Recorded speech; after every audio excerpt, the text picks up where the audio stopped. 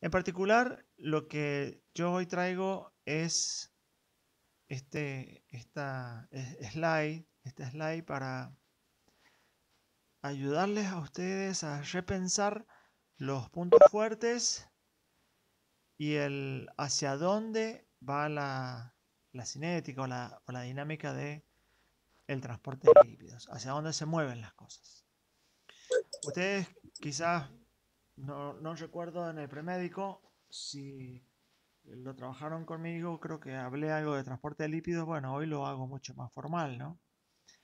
Recuerden que los lípidos, por su naturaleza química insoluble, los lípidos deben ser transportados en el plasma. Y el mecanismo de transporte se hace a través de lipoproteínas. Estas proteínas que sin duda están especializadas, ¿no?, en el transporte. Este grupo de lipoproteínas tienen una proteína estructural, que puede ser la ApoB100, la ApoB48, va a depender de cada una de ellas. Y tienen otras proteínas complementarias que son las apoproteínas. Esas proteínas complementarias también le otorgan identidad y le dan la chance de poder cumplir distintos roles biológicos. Entre ellas, las más valiosas de destacar sería la apoproteína C y la apoproteína E. Estas apoproteínas C y la apoproteína E tienen como objetivo fundamental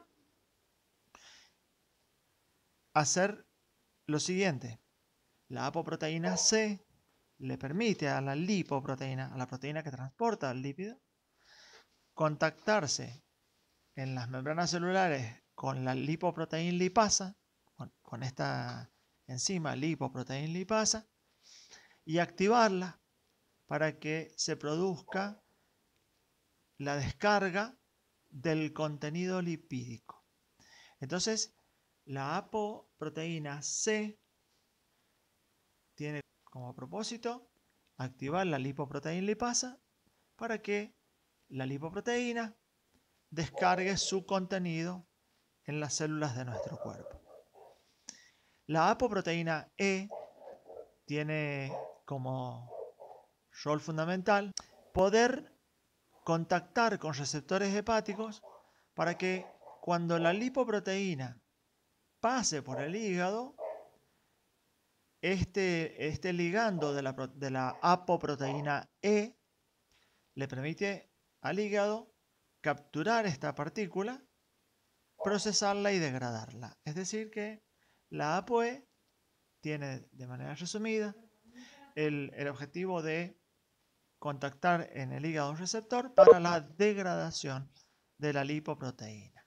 La enunciación de ácido graso libre en el plasma sanguíneo no van unidos a las lipoproteínas. Sí van unidos a una proteína, que es la albúmina. Podemos mencionar las lipoproteínas de muy baja densidad, la VLDL, lipoproteína de muy baja densidad por sus siglas en inglés. Después siguen la lipoproteína de densidad intermedia, IDL. Después sigue la lipoproteína de baja densidad, la LDL. También existe otra categoría de lipoproteína que son los kilomicrones. Y existe otra categoría más que es la lipoproteína HDL, es decir, una lipoproteína de muy alta densidad.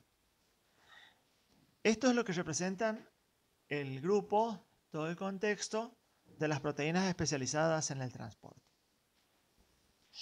Esta especialización en el transporte de lípidos también les permite agruparse de acuerdo a su función.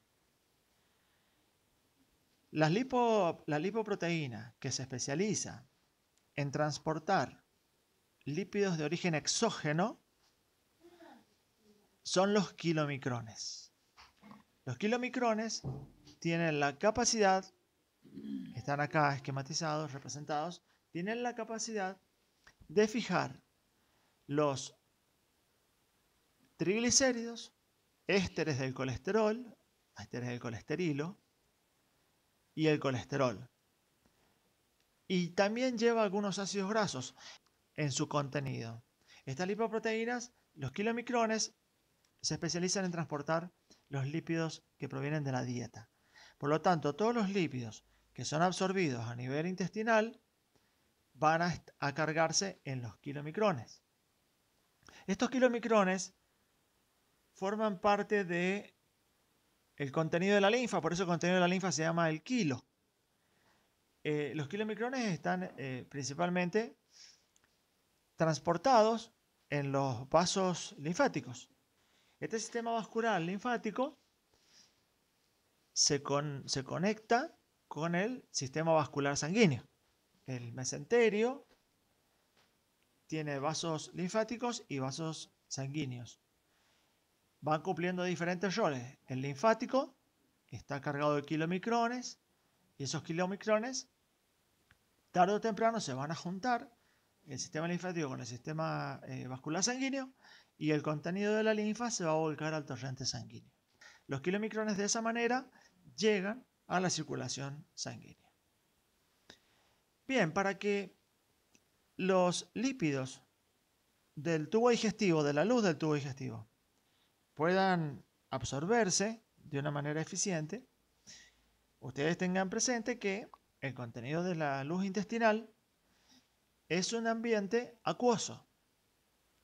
Este ambiente acuoso evidentemente hace que sea un ambiente adverso respecto de la solubilidad de los lípidos.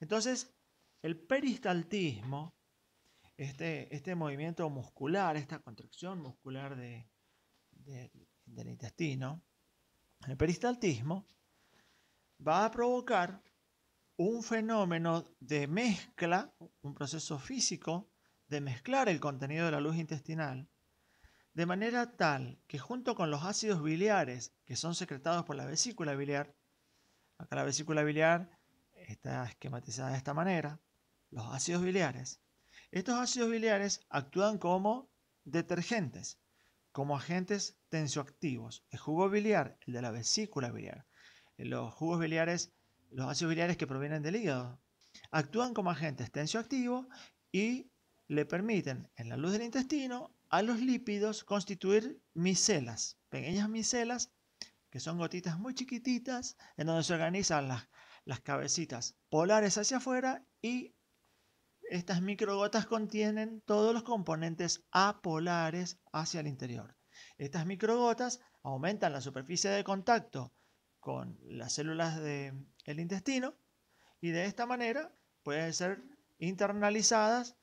Estos lípidos que se absorbieron van a estar contenidos en los kilomicrones y estos kilomicrones van a caer al vascular sanguíneo. Cuando se encuentran en el vascular sanguíneo, ustedes tengan presente que la proteína estructural del kilomicrón se sintetiza en el intestino. Hay una especialización de la expresión de la proteína estructural del kilomicrón en el intestino. La proteína estructural de la HDL se sintetiza en el intestino y en el hígado. La proteína estructural de la VLDL, de la lipoproteína de muy baja densidad, se sintetiza específicamente en el hígado. Serían los órganos más fuertes desde el punto de vista de la biosíntesis de las proteínas estructurales de estas lipoproteínas. Cuando el kilomicrón llega al torrente sanguíneo, necesita de una apoproteína C para poder contactarse con la célula, activar la lipoproteína lipasa para descargar su contenido. Pero también necesita recibir la apoproteína E para que cuando pase por el hígado pueda tomar este kilomicrón remanente y procesarlo, degradarlo. Entonces, acá aparecen a lo largo de todo este escenario la función que también posee la HDL. La HDL es una lipoproteína que actúa como donante de ApoC y ApoE. La lipoproteína HDL, que cuando se sintetiza y está vacía, esquemáticamente tiene el aspecto de dos monedas, una arriba de la otra, posee, colgado en esa estructura, apoproteína C y apoproteína E. Esta HDL le presta a las otras lipoproteínas la ApoC y la ApoE. Las presta y las recupera para seguir prestando y recuperando estas unidades proteicas. Cuando el kilomicrón en el vascular sanguíneo con la ApoC contacta a la lipoproteína lipasa, esta lipoproteína lipasa comienza a descargar el contenido del kilomicrón. Descarga los triglicéridos con una alta eficiencia y también se produce un mecanismo de descarga del colesterol hacia la célula. De esta manera, los lípidos de la dieta llegan a todas las células del cuerpo por esta necesidad que tienen de reconstruir membranas, por estos requisitos bioenergéticos también de los lípidos, ¿no? Entonces, el kilomicrón, a medida que va perdiendo el contenido, va cambiando su densidad, porque mientras menos lípidos tiene, su densidad se va modificando. Este kilomicrón se va haciendo cada vez más chiquitito hasta que llega a una forma que se la denomina kilomicrón remanente. Este kilomicrón remanente, para que el kilomicrón remanente sea degradado en las células del hígado. Entonces, este sería el ciclo de vida de los kilomicrones y el modo en el cual los lípidos de origen exógeno llegan a todos los tejidos de nuestro cuerpo. Bueno, cuando sucede eso, evidentemente se liberan los fragmentos ApoE y ApoC y obviamente la HDL los capta para prestarlos nuevamente a cualquiera de los otros actores. Entonces, lípidos exógenos, kilomicrones. Vayamos ahora al contexto de los lípidos endógenos. Los lípidos endógenos son todos aquellos que van a fabricar con una altísima eficiencia o van a sintetizar nuestro hígado. Entonces, la apoproteína estructural de la VLDL, como les dije hace un ratito, tiene su expresión génica muy eficiente en el hígado. Digamos que ese sería el órgano por excelencia que expresa la proteína estructural de la VLDL. Esta VLDL, lipoproteína de muy baja densidad, nace en el hígado. Cuando nace en el hígado, ella nace cargada con lípidos. Estos lípidos son ácidos grasos, triglicéridos, colesterol y ésteres del colesterilo. Esa sería la carga del contenido de la VLDL naciente del hígado. Cuando sale al torrente sanguíneo, esta VLDL carece de ApoC y de ApoE. Entonces la HDL le presta estas apoproteínas con el propósito que les expliqué hace un ratito de kilomicrón.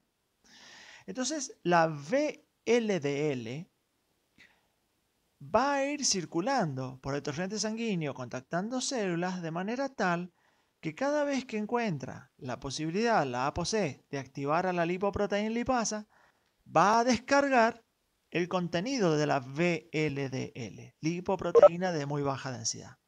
Como les dije yo, se descargan con mucha eficiencia los triglicéridos. Entonces, al ir disminuyendo la carga de lípidos de esta proteína transportadora de lípidos, va cambiando su densidad y esa es la razón por la cual va cambiando el nombre.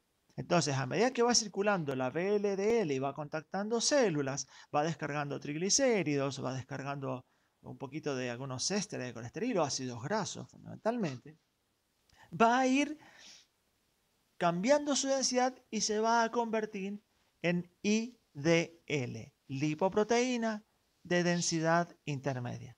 Algunos libros, algunos textos la nombran como VLDL remanente. La IDL, al igual que con el kilomicrón remanente, cambió de tamaño, se volvió mucho más chiquitito. Tiene una chance más de poder contactarse con una buena eficiencia en el hígado para que el receptor de ApoE lo degrade. Es un posible destino de la IDL. Pero es más probable que la IDL, que todavía contiene triglicéridos, ésteres de colesterol y colesterol, siga circulando, siga contactando células y como tiene la ApoC, siga descargando los triglicéridos en las células de nuestro cuerpo. Esto sucede hasta el momento en el cual esta IDL queda vacía de triglicéridos, pero queda completa y como única carga exclusiva de colesterol. Entonces, cuando la IDL descargó todos sus triglicéridos y su contenido es colesterol, recibe el nombre de LDL, lipoproteína de baja densidad. La LDL es el actor principal para distribuir colesterol. Entonces, ¿qué le pasa al vascular sanguíneo? La LDL va depositando colesterol sobre el endotelio vascular. Esa es la razón por la cual a esta lipoproteína la gente le dice el colesterol malo.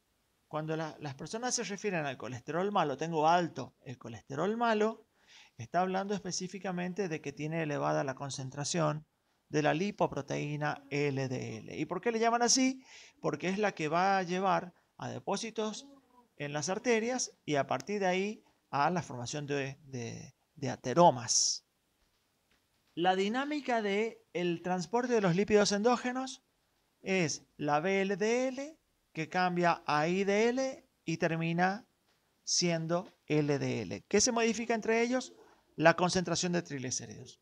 La LDL tiene colesterol como su carga total. Esa LDL tiene la capacidad de dejar este colesterol en el endotelio vascular. Bueno, y ahora pongamos el otro actor. El otro actor que nos queda para presentar es la HDL. La HDL es una lipoproteína de muy alta densidad cuya proteína estructural se sintetiza tanto en el intestino como en el hígado. En esos dos lugares se sintetiza la proteína. Y la HDL, aparte de tener ApoC y ApoE, como ya les dije, también posee una proteína con actividad enzimática que se llama lecitilcolesterol aciltransferasa. Es esta que está acá, que se la resume como la LCAT. ¿Qué rol cumple todo esto? La ApoC ya lo sabemos, la ApoE también. Ya sabemos que HDL cede la ApoC, que también presta la ApoE y que la recupera. Y la LCAT es una enzima que le permite a la lipoproteína HDL levantar el colesterol que está depositado en el endotelio vascular y cargarlo hacia el interior de estas dos monedas imaginarias que yo les dije que tienen como estructura la HDL. Entonces, la HDL, como una proteína plana, vacía, comienza en su interior a cargar el colesterol gracias a que la LCAT, la lecitilcolesterol aciltransferasa, toma el colesterol depositado en el endotelio vascular y lo mete en el seno de la proteína. Entonces, esta HDL comienza a hacerse esférica y va llevando el contenido del colesterol que va levantando donde está depositado sobre las membranas para terminar su ciclo en el hígado. La ApoE le va a permitir unirse. ¿Para qué? Para que todo el colesterol que fue recogiendo de nuestro cuerpo lo retorna al hígado. Este colesterol que llega al hígado va a tener distintos destinos. Uno de ellos es ser reutilizado o quizás una porción ser redistribuida por las lipoproteínas VLDL y todos sus intermediarios. Pero la otra es que el procesamiento del colesterol, desde el punto de vista metabólico, el destino final es convertirse en ácidos biliares. Por lo tanto, el colesterol se convierte en ácidos biliares estos ácidos biliares se almacenan en la vesícula biliar y son los que van a ser el agente emulsificante a nivel intestinal para mejorar la absorción lipídica. Entonces existe lo que se denomina la recirculación entero del intestino, entero hepática de los ácidos biliares. Los ácidos biliares son los que le van a dar el color a la materia fecal. Estos ácidos biliares ya los van a estudiar cólico, que no es oxicólico, van sufriendo procesamiento en la luz del intestino. Estos ácidos biliares, una porción se va a arrastrar con la materia fecal y se van a perder.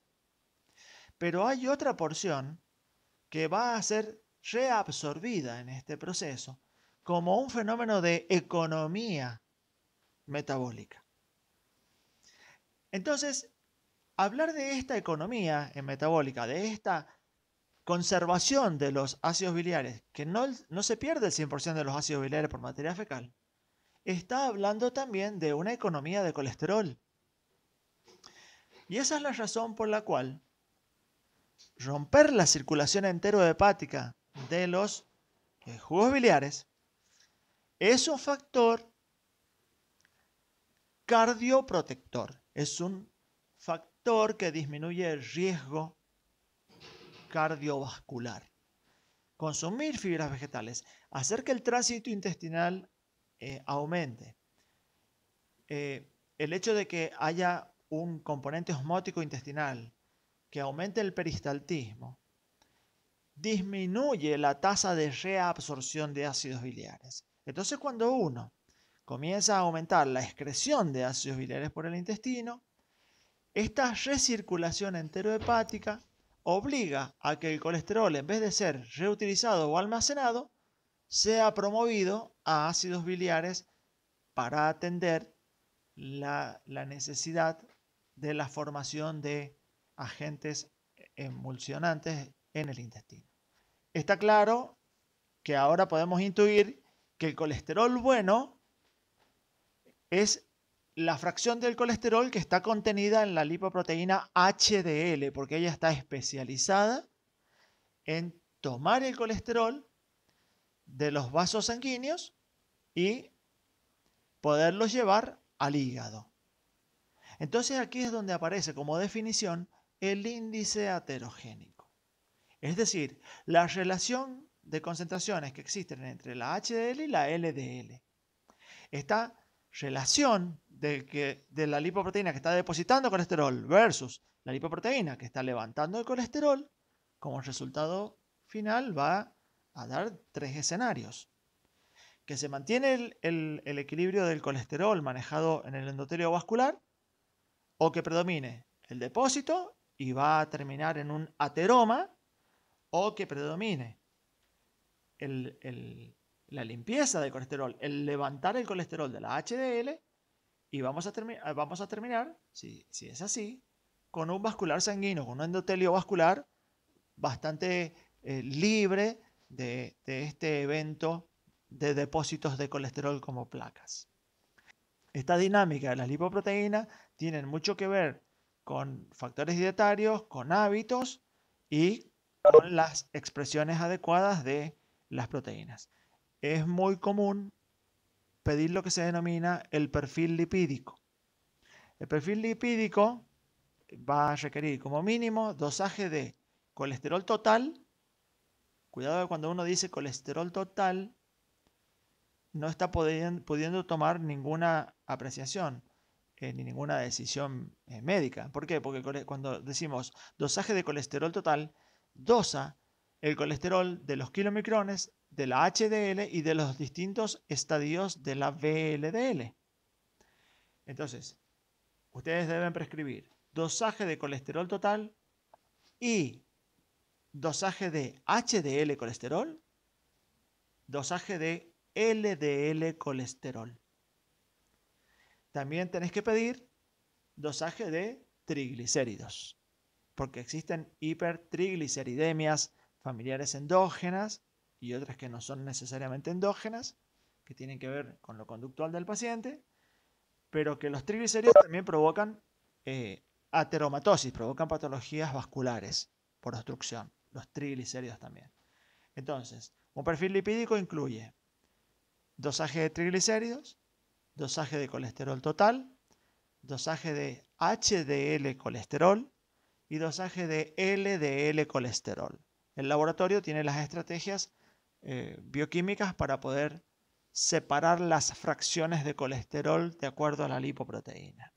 Digamos que ese es el perfil lipídico de rutina del laboratorio común clínico. Después uno puede, sin dudas, estudiar el perfil de las lipoproteínas con pruebas de diferente nivel que el laboratorio sí puede responder para identificar qué lipoproteína está afectada o deficiente o en exceso. ¿Okay?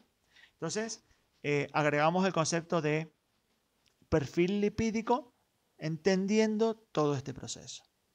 ¿Qué le sucede a nuestros vasos sanguíneos ya para ir terminando?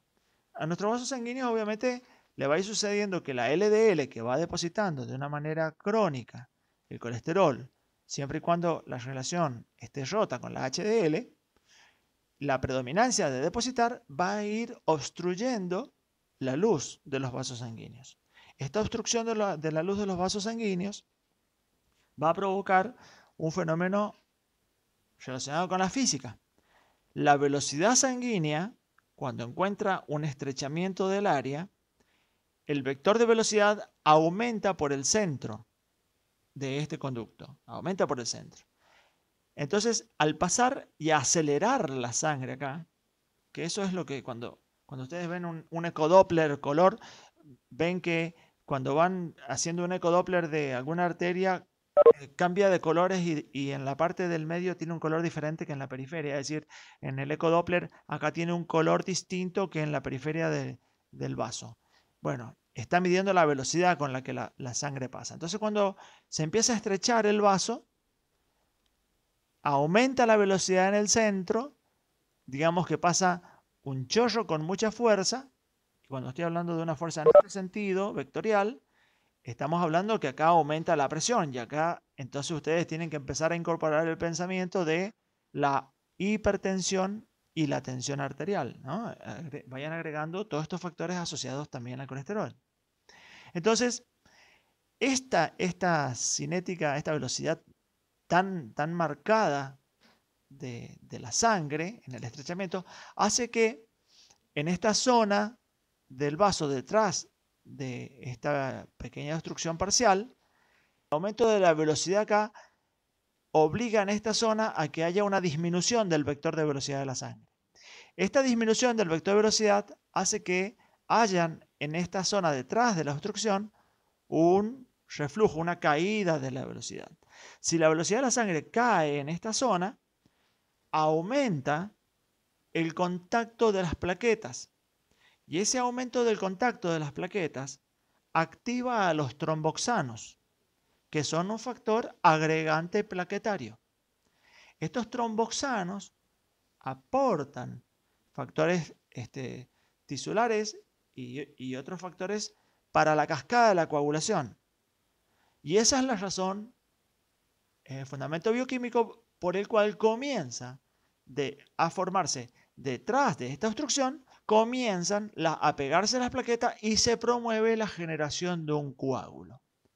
La generación del coágulo, estamos hablando de un accidente vascular obstructivo.